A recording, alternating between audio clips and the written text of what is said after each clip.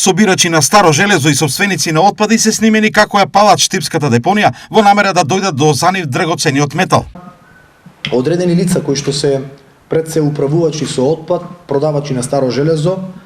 имаат мотив да ја палат градската депонија и истиот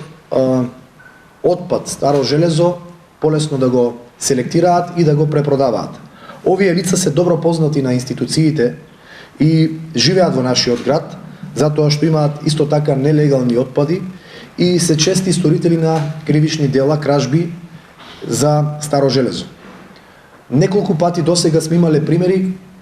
како локална самоуправа, како институции да бидеме оштетени, но она кое што сакам да го проследам до јавноста е дека последователно чуварската служба, која што е задолжена за редот во градската депонија, добива закани од овие лица по нивната безбедност и сигурност, дека доколку не ми е овозможен пристап, дека ќе им биде доведена безбедноста во прашање. За Јорданов, сторителите се познати на полицијата и затоа упати апел до нив. Истите овие лица се добро познати на институциите, како што напоменав, се пријавени до институциите и оваа пресконференција ја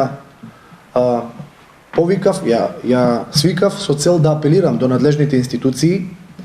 затоа што овие информации се доставени до нив, да постапат согласно законите, овие лица да бидат приведени